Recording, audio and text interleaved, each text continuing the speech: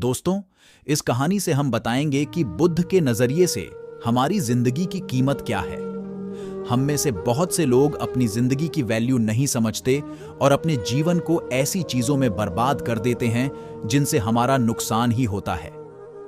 कुछ लोग अपनी जिंदगी शराब के पीछे बर्बाद कर देते हैं, तो कुछ लड़कियों के चक्कर में और कुछ अपनी सारी जिंदगी पैसा पैसा करके बर्बाद कर देते हैं।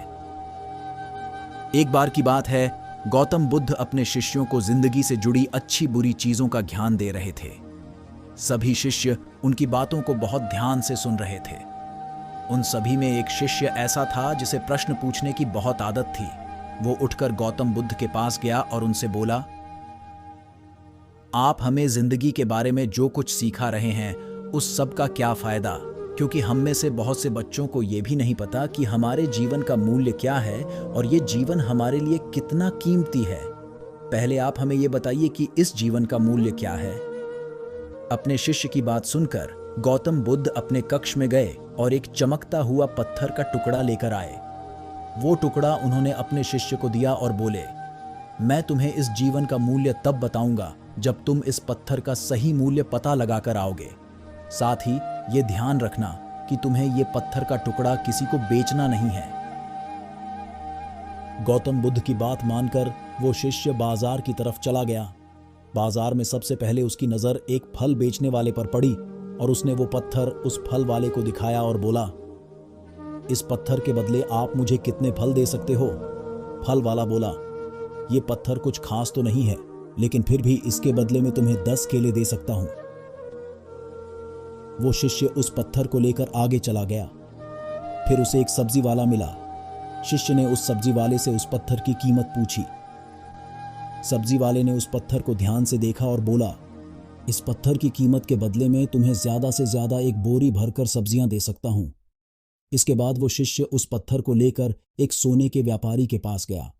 उस पत्थर की टुकड़े की चमक देखते ही उस सुनार ने उसकी कीमत 100 सोने के सिक्के लगाई। शिष्य ने वो टुकड़ा बेचने से मना किया तो वो सुनार उसके बदले 200 सोने के सिक्के देने को भी राजी हो गया, लेकिन शिष्य ने वो पत्थर नहीं बेचा। इसके बाद वो शिष्य एक हीरों के व्यापारी के पास गया और उनके सामने उसने वो पत्थर के टुकड़े को रख दिया। उस पत्थर को देखते ही हीरों के व्यापारी ने एक साफ कपड़ा बिछाया, उस पत्थर को उसके ऊपर रखा, फिर उसकी परिक्रमा की और हाथ जोड़कर उस पत्थर को कपड़े में लपेटते हुए वो बोला, तुम जिसे मामूली पत्थर समझकर उसकी कीमत पूछ रहे हो, असल में ये एक बेशकीमती रूबी है। ऐसा रूबी हर किसी को नहीं मिलता। मैं अगर अपना सब कुछ बेच भी दूं तो भी इसकी कीमत नहीं चुका सकता।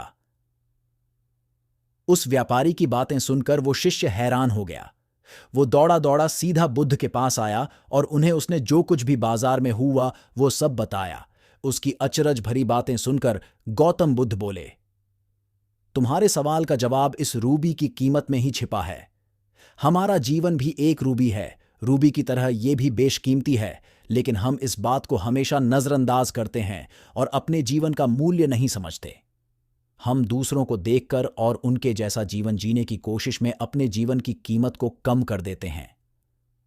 हम ये सोचते हैं कि हमारी जिंदगी की कीमत वही है जो दूसरे हमें बताते हैं, लेकिन ये बात हमेशा ध्यान रखना कि सामने वाला अपनी हैसियत, बुद्धि और अपनी समझ के हिसाब से तुम्हारी कीमत लगाता है।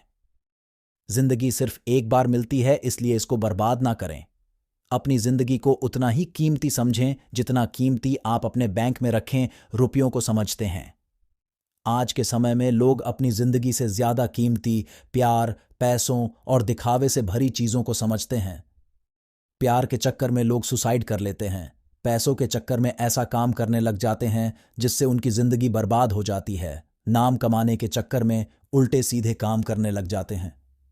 हमेशा याद रखें कि दिखावा करना जरूरी नहीं है।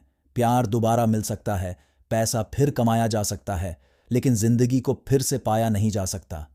इसलिए अपनी इस बेशकीमती जिंदगी को अच्छे से जिएं, हर पल का आनंद लें। कभी ये ना सोचें कि आप इस दुनिया में किसी काम के नहीं हैं, न कभी ये सोचें कि आपकी जिंदगी व्यर्थ है, आपके होने या ना होने से कुछ फर्क नहीं पड़ता। जब भी ऐसे नेगेटिव विचार आपके मन में आए तो खुद को बस ये याद दिलाएं कि जीवन एक रूबी है और ये बेशकीमती है।